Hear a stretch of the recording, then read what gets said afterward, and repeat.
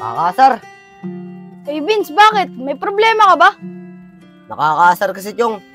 Nakakasawa ng maging bata. Gusto ko na agad tumanda, katulad ng tatay. Bakit naman, Vince? Ang sarap-sarap kaya maging bata. Nagkakamali ka, Chong. Masarap maging matanda. Utos ka lang ng utos sa mga bata. At hindi mo na rin kailangan pumasok sa eskwelahan at gumawa ng mga assignment. Masarap ng buhay na maging matanda, Chong. Naku, Vince, kung anong pinagsasabi mo. Tara, gala na lang tayo. Sige, Chong, tara.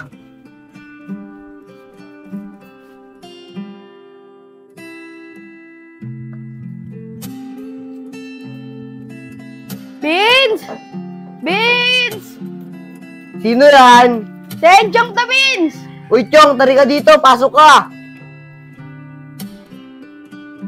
Uy, Vince! Ba't di ka pa naka-PS? Di ka pa papasok? Hindi, Chong. Hindi ako papasok. Tinatamad ako eh. Sige na, mauna ka na dun. Hoy Vince, ano yung sinabi mo hindi ka papasok? Sento kasi. Sige na, doon ka na. Sige, Vince, wala na ako. Ganun, ayaw mong pumasok. O sige, maglinis ka dito. At wag kang lalabas ng bahay. At hindi kita paglalaruin o palalabasin ng bahay hanggat hindi mo inaayos yung pag-aaral mo. Sige po, tay.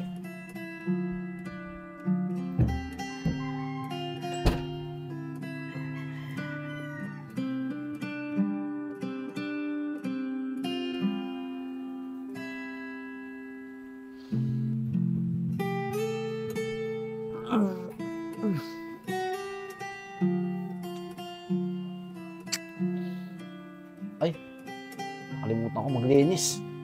Mapagalitan ako ni tatay.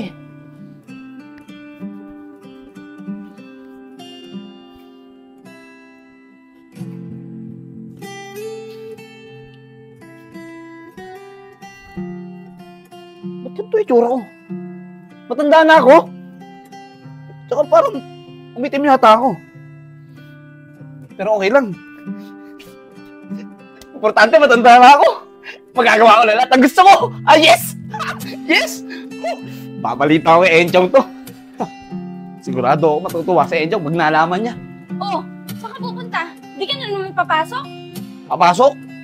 Ano ka ba? Di na ako pumapasok sa eskwela, ano? Di mo man nakita, matanda na ako. Saka sino ka ba? Yan ka na naman, Vince, eh. Kung ano-ano naman pinagsasabi mo. Puro kalokohan. Pumasok ka sa trabaho para may panggatos tong anak mo. Anak?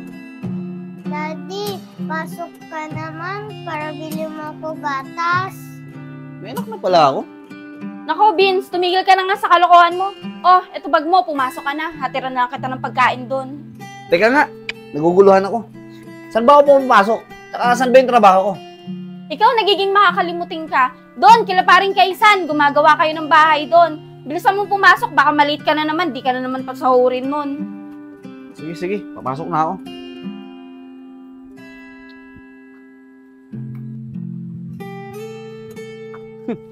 Ayos.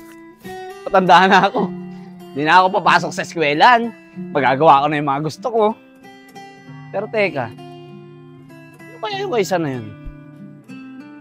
Bahala na. Sarap ng ganito. Magagawa ko na lahat ng gusto ko. Si Enchong yun ah. Makakausap nga. Enchong! Uy, Chong! Saan ka pupunta? Manong, sino po kayo? Ba't niyo ba ako kilala? Ano ka ba, Enchong? Hindi mo ba ako nakikilala? Ako to, yung kaibigan mo si Vince. Manong, parang nag-trip naman kayo eh. Ang tandaan yun eh. Yung kaibigan ko si Vince, bata pa yun eh. Ano ka ba, Enchong? Di ka ba talaga naniniwala? Ako nga to si Vince, yung kaibigan mo. Teka, paano ba? O sige, ganito na lang. Di ba may sekreto ka na tayo lang dalawa nakakaalam? Manong, ano ba sikretong pinagsasabi niyo? Di ba may balat ka sa puwet? Tayo nga lang dalawa nakakaalam nun eh. Ayaw mong ipagsabi kasi baka asarin ka ng mga tao na malas ka. Paano mo nalaman yun? Vince, ikaw ba talaga yan? Ano nangyari sa'yo? Hindi ko nga rin alam eh. Basta pagkagising ko kaninang umaga, ganito na ako. Tsaka, ito naman yung gusto ko eh. Siya nga pala, Chong. Yung batito yung ko Kaisan. Doon kasi ako magtatrabaho eh. Kila Kuya Kaisan. Doon lang niya sa tapat ng eskwelahan.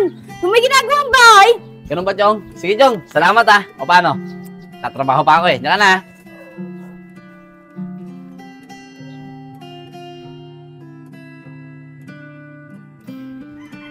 Sakit ang tawang ko. Ganito pala nararamdaman ng mga matatanda ng tatrabaho. Hindi Di rin pala biro. Ay, sakit ang katawan ko. Opo. Uy, Vince, nandiyan ka na pala. Akin na yung sinahod mo. Oh.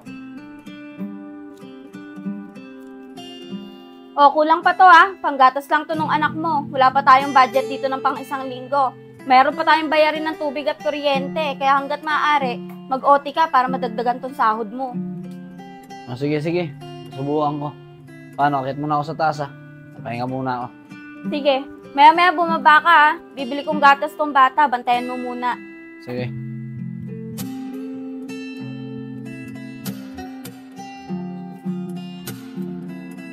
Daddy, bakit ka malungkot? Wala anak.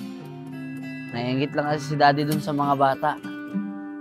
Wala silang iniisip na problema.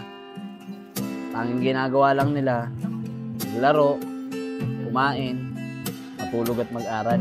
At wala silang iniisip na responsibilidad sa buhay. Kaya ikaw anak ha, lagi mong tatandaan. Na-enjoyin mo lang yung bawat araw na dumadaan sa buhay mo hanggat bata ka pa. Dahil darating ang araw, tatanda ka rin. At haharapin mo na ang tunay na hamon ng buhay. Opo, I love you, Daddy. Ayan. Babe, anak. Tara na, lilinisan na kita para makatulog ka na. Matutulog ka na daw anak. Pwede mo natin laro mo. Ikaw, Vince, matulog ka na rin. Maaga papasok mo bukas.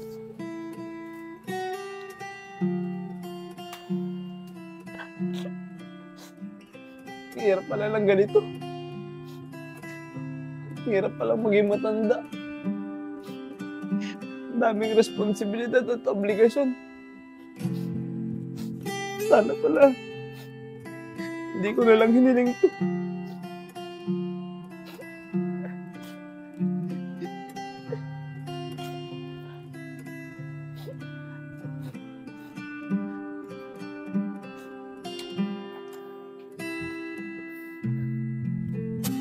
Hindi pa rin talaga naglinis tong batang to. Uy, Vince! Vince! Ba't ka umiiyak, Vince? Gising ka, Vince! Naginip ka! Vince! Naginip lang pala. Tay! Bakit, Vince? Ano bang nangyari sa'yo? Bakit ka umiiyak? Wala po, tay. Basta po, pangako ko po sa inyo. Pag-aaral na po ako mabuti. At hindi na po ako magpapasaway sa inyo. Hindi ko alam, anak, kung ano nangyayari sa'yo at kung bakit ka nagkakaganyan. Pero mabuti yan sinasabi mo. Tama yan. Pagbutihin mo yung pag-aaral mo. Opo, tay.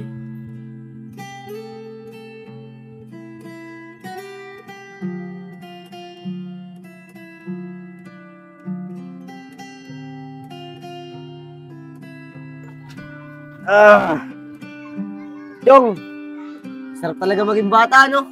Uy, Vince! Parang naging iba yung pananaw mo ah. Ano nangyari sa'yo? Kasi Chong, nanaginip ako kahapon. Naging matanda daw ako. Naranasan ko mabuhay bilang matanda. Ang hirap pala, Chong. Ang dami mga responsibilidad sa buhay. Di tulad natin mga bata. Kumain, maglaro, at mag-aral lang inaatupag natin. Hindi katulad ng mga matatanda. Yan din sinabi ng mga magulang ko eh. Kaya nga sinabi ko sa'yo, mas masarap maging bata. Oo, Chong, tama ka. Kaya simula ngayon, enjoy na natin yung buhay habang bata pa tayo. Dahil dadating ang panahon, natatanda na tayo, at harapin na natin ang tunay na hamon ng buhay. Tama ka dyan, Vince! Kaya enjoy natin ang pagiging bata natin!